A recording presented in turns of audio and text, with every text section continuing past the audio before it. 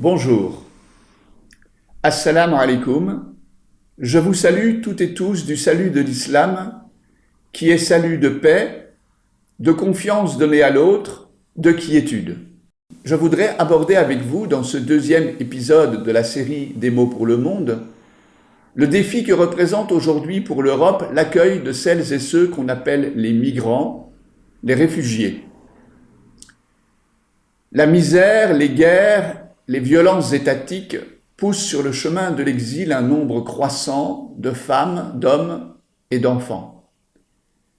La fermeture des frontières de l'Europe de Schengen a par ailleurs eu pour conséquence la multiplication des routes de la clandestinité, entraînant son lot de violence, d'humiliation, de désolation. Le Coran nomme toutes celles et tous ceux qui se retrouvent loin de chez eux du terme d'enfants du chemin. Ils font partie de celles et ceux à qui l'aumône légale doit être destinée. Cette solidarité islamique trouve sa source dans l'empathie que le messager de Dieu, paix et bénédiction de Dieu soient sur lui, a toujours conseillé à ses compagnons. Il disait en effet « Aime pour les gens ce que tu aimes pour toi-même et tu seras croyant ».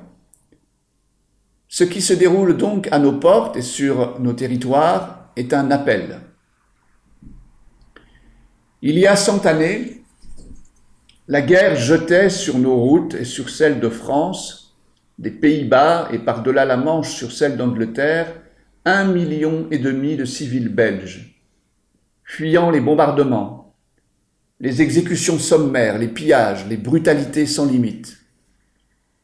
25 années plus tard, la même terrible tragédie de l'exil et de la peur s'abattait encore une fois sur les routes d'Europe.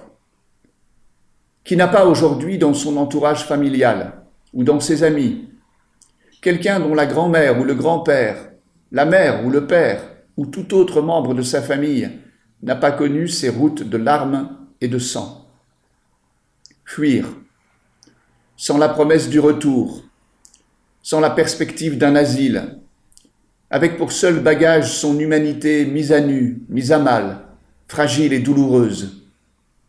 À ceux qui fuient la mort et la désolation, la misère et l'humiliation, que reste-t-il d'autre en effet sinon cette humanité qui nous constitue tous?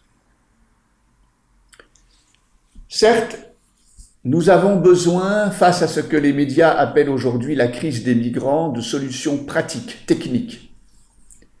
Certes, aux inquiétudes compréhensibles de certains de nos concitoyens, nous devons apporter des réponses réalistes, pragmatiques, concrètes. Mais si ces réponses, ces solutions, ne sont pas éclairées, guidées par une vision éthique, par ce faisceau des valeurs universelles que sont la paix, la justice, l'amour, la solidarité, alors ces mesures montreront très vite leurs limites. Elles ne seront jamais, aux yeux de celui que la peur ou l'individualisme habitent, assez satisfaisantes, assez efficaces, assez rassurantes.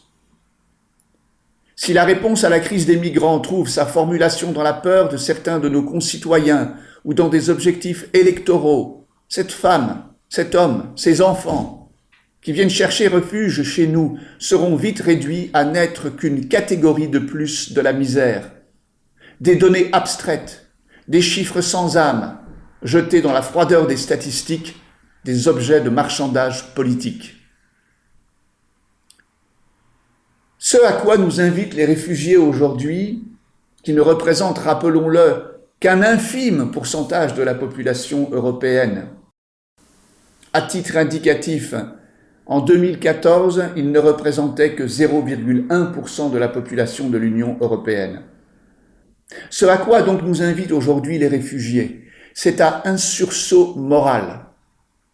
Notre modernité, notre Europe, a certes atteint de hauts niveaux de compétences scientifiques, technologiques. En spoliant une grande partie du monde, il ne faut pas minimiser cet aspect dans la tragédie actuelle des réfugiés. Mais n'avons-nous pas perdu sur ce chemin du progrès en compassion, en générosité, en empathie? Les drames qui frappent aujourd'hui à nos portes n'adviennent pas par hasard. Et ils seront amenés à se rejouer sans fin. dans toujours plus de chaos, de peur et de misère, si nous ne nous engageons pas dans la voie d'une mutation éthique profonde, sincère, afin de revivifier en nous individuellement et collectivement ces valeurs universelles qui aujourd'hui n'ont jamais été aussi proches de la rhétorique creuse et sans vie. L'empathie, la compassion doivent guider notre action. Certes, c'est une voie difficile, car elle contrecarre nos habitudes, nos instincts égocentriques. Mais c'est la seule voie qui nous permet d'accomplir en nous notre humanité. Dieu dit dans le Coran au sujet de ce choix éthique, « Et qu'est-ce qui te dira ce qu'est la voie difficile ?» C'est libérer un esclave, ou nourrir en un jour de famine un orphelin proche parent, ou un pauvre dans le dénuement. Et c'est être, en outre, de ceux qui croient, et s'enjoignent mutuellement la persévérance, et s'enjoignent mutuellement la miséricorde. Aujourd'hui, des citoyens s'engagent pour venir en aide aux migrants, leur donnant de leur temps, les soutenant dans leur démarche. Ils relèvent au quotidien ce défi moral et politique qui se présente à nos sociétés.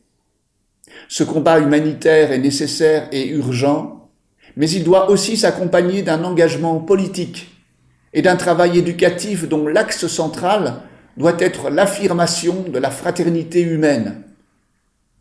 Il n'y a qu'une seule sortie à ce défi politique.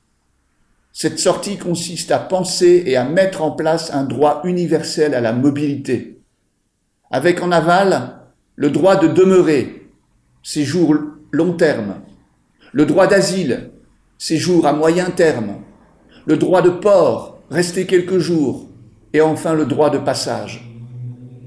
Un droit universel à la mobilité qui s'exercerait quelles que soient les raisons du départ, politique, économique, existentielle, culturelle, religieuse.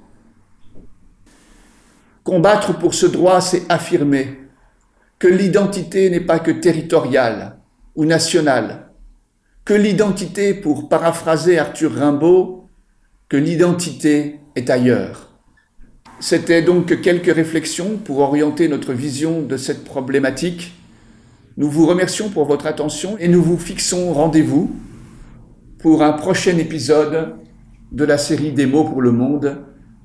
Merci à vous.